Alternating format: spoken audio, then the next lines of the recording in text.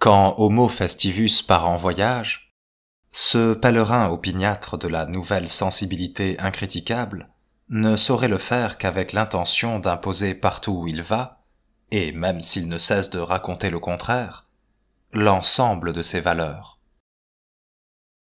Sous ses pas, aucune cité, aucun pays, aucun peuple, aucune civilisation, aucune coutume ne peut prétendre continuer à bénéficier de la moindre immunité.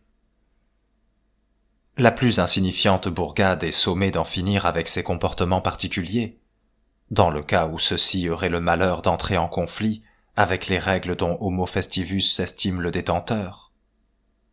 Rien de ce qui lui est étranger ne doit demeurer humain, c'est-à-dire imparfait, capricieux, redoutable, imprévisible. Tout ce qu'il ne comprend pas doit être éradiqué. Tout ce qui prétendait appartenir encore à l'ancien monde historique doit être supprimé. Aucune singularité, sous son contrôle, ne peut bénéficier du moindre droit d'asile, même aux antipodes, et même dans l'enclos de ses propres frontières. Il serait inconcevable, en effet, que les pays du monde ne soient pas soumis au principe d'abolition systématique de toutes les distances, de toutes les séparations, de toutes les individuations et de toutes les oppositions qui s'exercent par ailleurs avec tant de virulence et d'efficacité et dans tant de domaines. Qu'Homo festivus se rende à Pékin, dans le bush australien, en Andalousie ou en Tasmanie, en Sicile, en Floride ou en Tanzanie, ce sont ses propres impératifs catégoriques dont il entend retrouver la sourcilleuse application, ou sinon les y installer.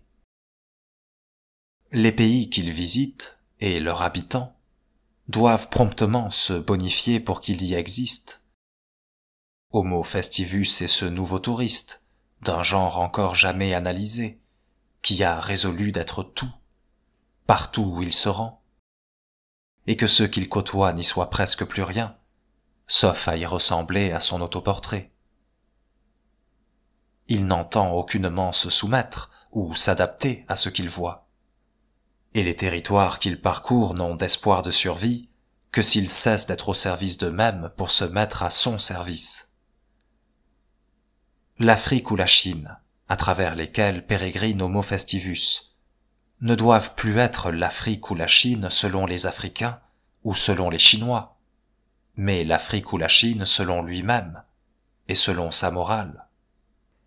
Et tout ce qu'il ne pourra modifier et recalibrer ou folkloriser rejoindra le musée ou l'asile de fous, ceux-ci devenant du même coup les conservatoires de l'ancien monde concret.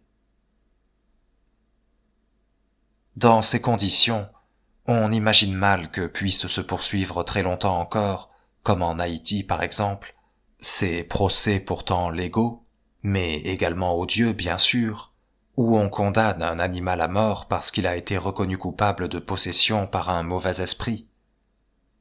Et ces fêtes des Vierges de Bangkok, où dans le quartier chinois, des petites filles sont déflorées au nom d'une croyance selon laquelle leur espérance de vie sera ainsi prolongée. Il est même plus que probable que la vigilance touristique saura en finir, un de ces jours prochains, avec les fastes sanglants de la tauromachie.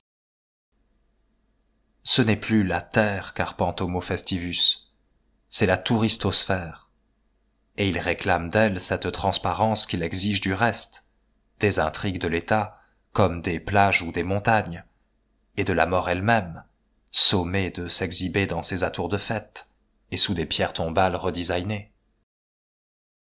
Les maîtres du nouvel univers excursionnaire sont eux-mêmes les premiers penseurs et les premiers doctrinaires de ce nouveau vertuisme de plaisance à prix fracassé.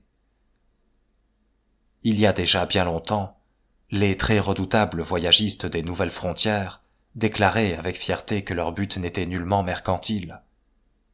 Il s'agissait au contraire de changer les rapports entre les pays riches et les pays pauvres.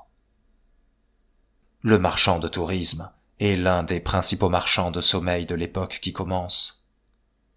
Et ce sont aujourd'hui tous les éditeurs de guides touristiques qui se veulent comme un seul homme à l'avant-garde de ce grand mouvement de propagation du bien en charter et de la philanthropie en camping caravaning. À ceux qui naguère déclaraient refuser de bronzer idiots, répondent les nouvelles générations de zélotes qui ont résolu de bronzer vertueux. Et, pour commencer, de chanter à travers tous les pays les acquis occidentaux les plus incontestables des dernières décennies. Il n'est plus question aujourd'hui de faire l'impasse sur les minorités sexuelles, ethniques ou simplement exotiques qui animent certains quartiers des grandes métropoles et qui représentent parfois un des buts du voyage, déclare ainsi courageusement un éditeur de néo-guide.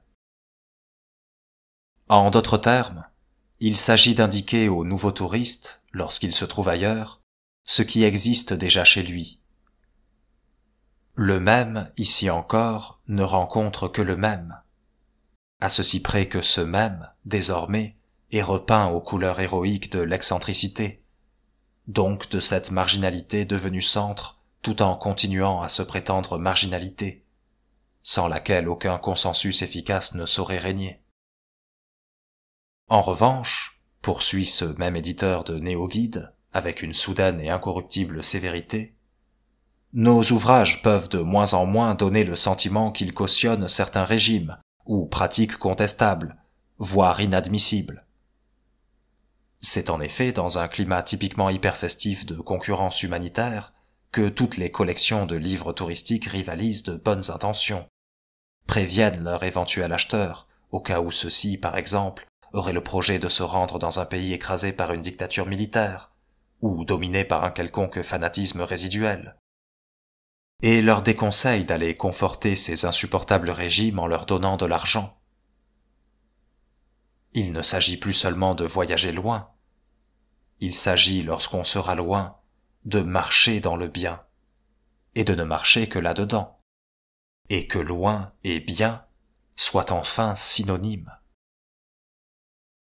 Ainsi, non seulement d'avoir privé le voyage de la réalité de l'espace, se flatte-t-on de lui ôter la réalité humaine autre, si détestable qu'elle puisse être dans certains cas, qui était son but.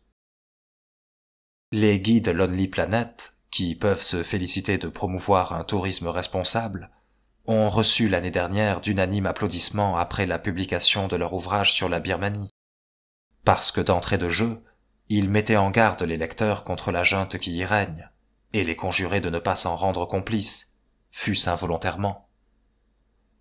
À quoi d'ailleurs un autre fabricant d'ouvrages de piété, les guides du routard, ripostait aussitôt.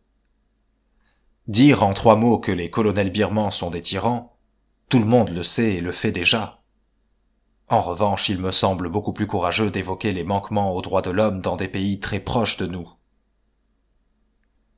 Un vertueux trouve toujours un vertueux plus vertueux.